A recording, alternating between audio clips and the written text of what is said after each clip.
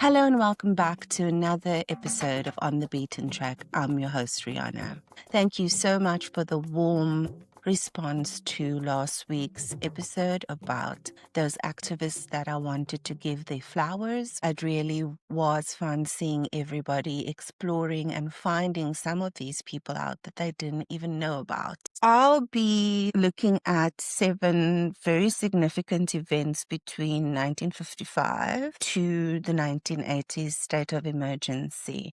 In between that, I will be looking at specific people, just highlighting them, bringing them to the front. Also spoke about somebody that when I heard his story on my tour of Robben Island, it really just stuck with me. And I'm really just going to give him that time as he deserves. Once again, please subscribe. I looked at the stats and there's 83% of you who are watching and not subscribed on YouTube. So please subscribe. It really helps build the channel's credibility on the platform and allows me to continue doing this much longer, as I've really, really enjoyed this. So yeah, we want to, over the next how many episodes, I can't really tell because I'm still breaking some of them down.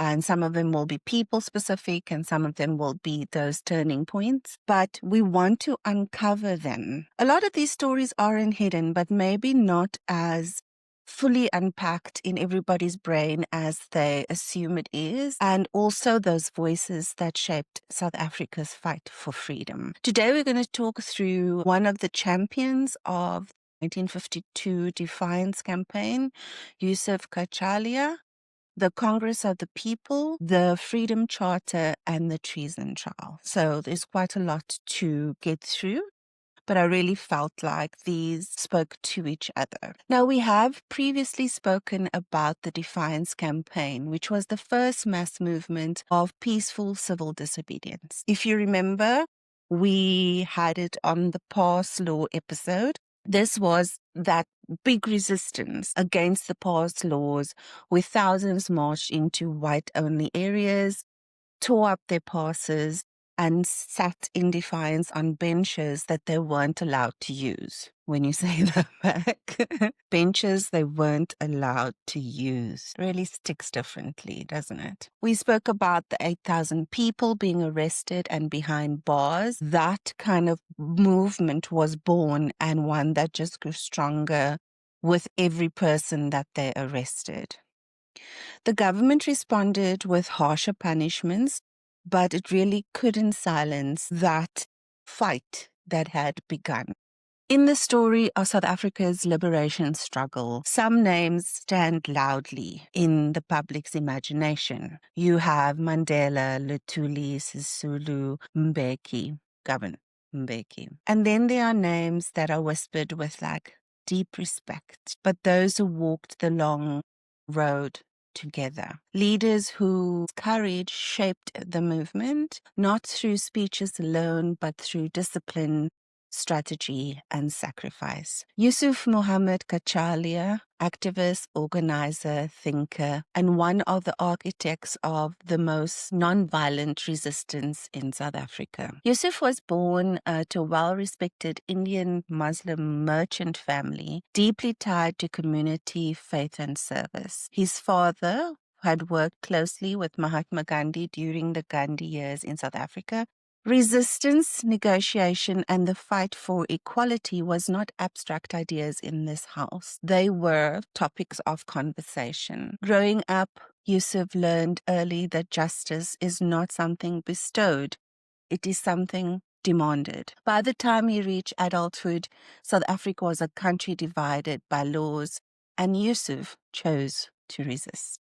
A leading figure in the South African Indian Congress in the 1940s and 1950s, he was instrumental in bringing the African-Indian cooperation during the 1952 Defiance campaign. Cachalia distinguished himself not with fiery speeches, but with quiet precision. Colleagues described him as meticulous, principled, intensely disciplined, and unwavered in matters of justice. He forged strong ties with African and colored political leaders rejecting the apartheid attempts to divide oppressed communities by race. It was this belief that liberation must be united that would define his political legacy. He was involved in the early meetings between the Transvaal Indian Congress, Natal Indian Congress, and the African National Congress that resulted in the Doctors' Pact of 1947. This pact affirmed that solidarity between Indian and African communities, a mutual refusal to participate in apartheid structures, and a shared strategy for national liberation. He was arrested several times for civil disobedience and was tried and convicted with 19 other leaders of the Defiance campaign in December 1952, receiving a 9-month suspended sentence. In September 1953, Cachalia was issued a banning order forbidding him to belong to any political organizations and to attend any gatherings of more than 2 people. Last week, I mentioned banning orders, but what were they? How did they work? And why did the state use them? We can assume for cruelty, because cruelty was the purpose. So during this era of apartheid, banning orders were used as a powerful tool for the government to suppress political dissent without needing to put someone on trial. They effectively removed a person from public life legally, completely, and indefinitely. They were authorized under the laws, remember those fabulous laws we spoke about, the Suppression of Communism Act and the Internal Security Act of 1976. Banning orders were deliberately vague and broad, allowing the state to control almost every aspect of a person's life. This banning order was officially issued by the Minister of Justice that placed extreme restrictions on individuals' movements, contacts, and the ability to work or speak. It did not require an arrest, a trial, evidence, or an opportunity for the person to defend themselves. The minister could ban anyone deemed a threat to public order or associated with subversion. Once issued, it was binding immediately. There wasn't a grace period for you to kind of figure out what to do. You just had to comply immediately, and if you didn't, you would be arrested. The banning order controlled almost every aspect of life. People under banning orders were forbidden to attend any public gathering. So this, apart from the political stuff, couldn't go to church, couldn't go to cultural events, you couldn't go to funerals, birthday parties, lectures, none of that, because there was more than one person. It was public gathering. Every conversation with more than one person could be illegal. They were restricted to certain areas, so often the individuals were confined to a single district or town. Leaving that district, even by accident, was seen as a criminal offense. They were required to report regularly to the police. This could mean weekly reporting, daily reporting, or reporting at specific hours. So it was designed to harass and monitor.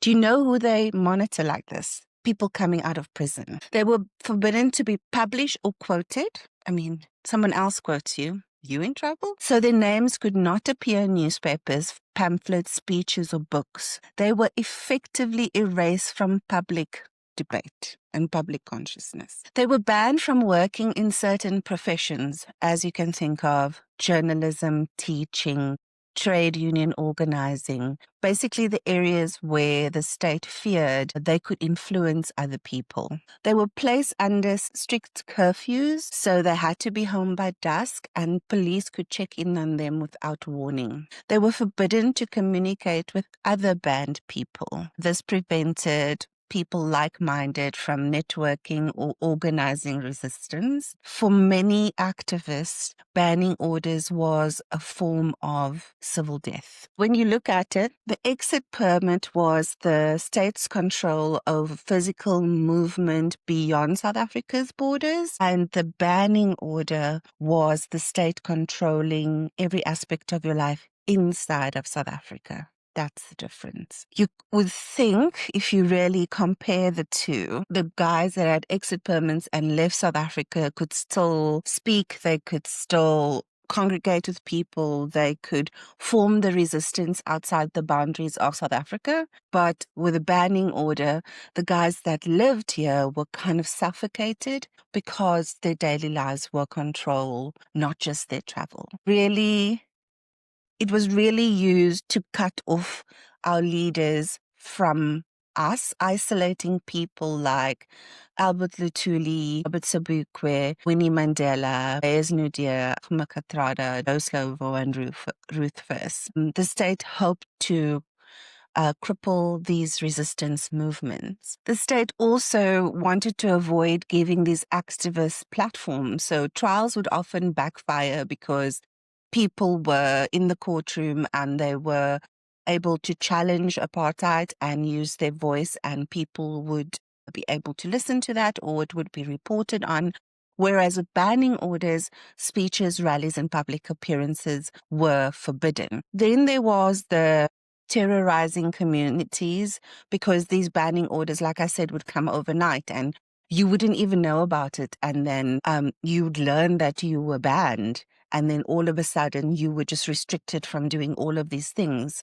And also with that, other people seeing you being banned without a trial made everybody feel kind of vulnerable and go, well, I don't want that to happen to me. They would then steer away and keep away from that type of life or movement to ensure that they weren't given the same ban. People often described it as being alive but buried, present but silenced, free but imprisoned. So powerful just thinking about those contrasts and how you could feel them at the same time. Banning orders would be lifted in the late 1980s as the apartheid state weakened under internal revolt and global pressure. By the early 90s, with negotiations underway, the practice effectively disappeared. Coming back to Yusuf, he was continuously under ban since 1953 and under house arrest from 1963 to 1973. In 1963, his second wife, Amina,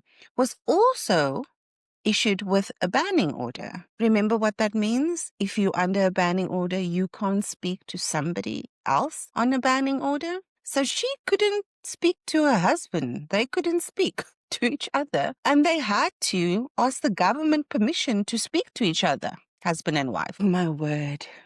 This is so crazy. Cachalia passed away a year after our first democratic election in 1995. Some leaders move masses with thunderous speeches. Others change history with meticulous planning, steadfast principles, and unwavering integrity. Yusuf Cachalia was the latter.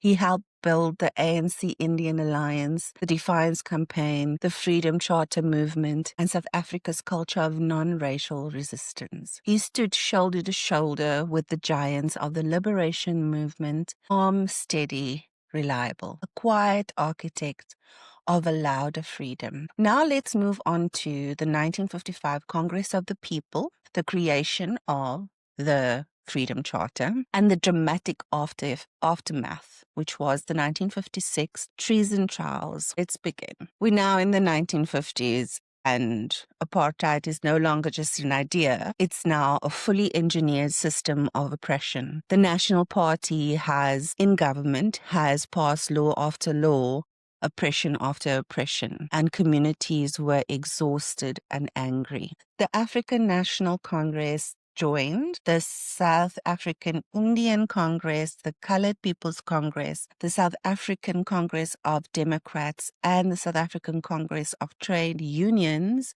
which formed the Congress Alliance, which was a multiracial coalition united by one purpose: to imagine and demand a South Africa that belonged to all who live in it. But they wanted more than protest.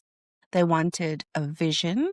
They wanted a blueprint for a free country, which I think is great to come together and go, Okay, so we want freedom, but what does that look like? And what does that mean to each of us? And can we agree on those principles? And this is where the idea would become the Freedom Charter. So the Congress Alliance undertook something bold. Let's speak to the people, they said. And they meant all the people. The activists traveled across cities, townships, rural villages, hostels, and farms everywhere. The question was simple. What kind of South Africa do you want to live in? Wow, I think we could do that today.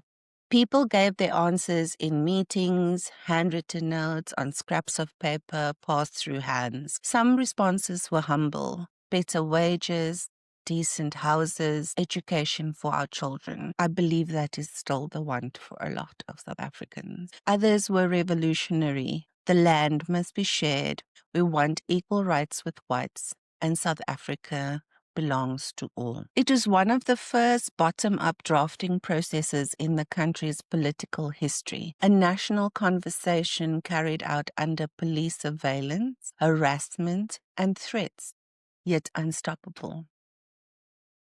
Amazing. On the 25th to 26th of June of 1955, in a dusty town field in Kliptown, southwest of Johannesburg, history unfolded. Around 3,000 delegates, Africans, Indians, colored people, whites, gathered. Many arrived secretly, dodging police roadblocks set up specifically to stop them. Key figures present included Nelson Mandela, though in hiding, he observed from the fringes. Walter Sisulu, Ruth First, Yusuf Dadu, Joe Slovo, Lillian Ngoyi, Ben Turok, Zak de Beer, and Moses Kotane, and thousands of ordinary South Africans who wanted their voices heard. At the center of the field stood a simple platform where the Freedom Charter would be read publicly for the first time. But even before the reading finished, armed police marched in. They surrounded the crowds, photographed delegates, seized documents, trying to intimidate and trying to halt the momentum. But it was too late. The Charter had become alive in the hearts of the people. So what did the Freedom Charter say? The Freedom Charter begins with its most famous line: South Africa belongs to all who live in it, black and white. A direct, fearless contradiction of apartheid's foundation. Let's break down its main principles. The people shall govern. Everybody shall have the right to vote. No government can claim authority unless based on the will of everybody. All national groups should have equal rights. No discrimination based on race, and all languages and cultures are to be respected. The people shall share in the country's wealth, mines and industries to benefit the public, and economic justice at the core. The land shall be shared among those who work it, so land redistribution and ending forced removals and land dispossession. All shall be equal before the law, which means end to racial courts and fair trials for all. All shall enjoy human rights, so freedom of speech, movement, religion, and the right to peace and privacy. Can see that really coming through by all of those banning orders, exit, pass laws, all of those, resonating with just that one part of the Freedom Charter. There shall be work and security, equal pay for equal work, and the right to strike. The doors of learning and culture shall be open. Equal quality education and the development of art, sciences, and culture. There shall be houses, security, and comfort. Decent housing and healthcare and social security. There shall be peace and friendship. South Africa shall be a country of peace, not racism and war. It was visionary. It was radical. And to the apartheid government, it was terrifying. To the National Party, the Freedom Charter wasn't simply a political document. It was a threat. It's so steeped in we, the people, we come together, everybody gets an equal piece of the pie. So why did they feel this way? Of reasons the government feared it. It proposed a non-racial democracy. This would mean the end of white minority rule. The regime saw it as an attempt to overthrow the state. It challenged white economic control. Calls for nationalization and redistribution alarmed the business elites, and it united people across race. A multiracial mass movement directly contradicted apartheid's ideology of separation. Soon after the charter was adopted, the state acted. On the 5th of December 1956, police carried out coordinated raids nationwide. There was always a question why this gathering the year before had been allowed by the government, but this was why, so that they could do this. They arrested 156 people, leaders, organizers, and activists of all races. They were charged with high treason, accused of plotting a communist-inspired revolution to overthrow the state. So, earlier I mentioned those list of people who were involved in the gathering, but the key accused were the same usual suspect. Mandela, Sisulu, Katrara, Slovo, First, Joseph, Kotana, Lutuli, Ngoyi, with many trade unionists, teachers, and religious leaders. The trial was long, dramatic, and constantly shifting. So we have first phase, which was 1956 to 1957, which was when hundreds of witnesses were questioned. The state scrambled to prove that the Freedom Charter was a blueprint for violent revolution. Then the main trial went from 1958 to 1961. This was held in the old synagogue court in Pretoria, where the accused formed friendships, studied law, debated politics, and became a united front. Their legal team dismantled the state's argument piece by piece. The state relied heavily on the claim that the Freedom Charter was communist, but the defense proved it was a democratic document rooted in global human rights principles, which is what I said earlier. The prosecution's case collapsed. On the 29th of March, 1961, after 4 years, the final 30 accused was acquitted. The judge ruled that the state failed to show any intent to overthrow the government by violence. The apartheid government had failed publicly and embarrassingly to criminalize the vision of a free South Africa. But victory was bittersweet. Because if they can't get it right in the courts, they'll get it right some other way. They'll do something cruel some other way. Within months, the government had banned the ANC and the PAC, leading to the rise of armed struggle. The Freedom Charter's influence did not fade, it expanded. For decades, the Charter guided the movement's policies and global identity, became the ideological backbone of the ANC. I know some of you are going to have some comments about that. It inspired resistance for generations, from the 1976 Soweto uprising to the 19 UDF. Its words echoed across protests. Many ideas, equality, human rights, non-racial citizenship, land reform, education, emerged directly from the Charter when we shaped South Africa's democratic constitution. It stands as a symbol of unity. The Congress of the People remains one of the few times a deeply divided nation spoke with one voice about its future. Even today, activists revisit the Charter's promises, some fulfilled and many still unrealized. The story of the Freedom Charter is more than an historical event. It is a reminder through that public conversation that ordinary people, workers, students, mothers, unionists, and community leaders can shape the destiny of a nation. The apartheid government tried to silence a vision that promised equality. Instead, that vision endured long enough for some to become a reality. I say some because we said some of it's still not fulfilled as we stand here today. The Charter declared boldly and defiantly, South Africa belongs to all who live in it. And though the journey has been long, and the promises still challenge us. Those words continue to light the path forward. Thank you so much for listening today. It's really something that we can lay our hands on and say this is what we want for our country. A lot of it still rings very true. A lot of it's bold and ambitious based on where we are economically as a country, and being able to execute on some of those promises really requires everybody to come together, end of corruption, which would be great, and really better management rather than mismanagement of our government and our funds. So thank you. Until next week, where we will continue to discover these pivotal turning points in our nation and the people who shaped it. Next week, we'll be looking at shop form. Have an amazing weekend, and I will see you guys next week. Bye.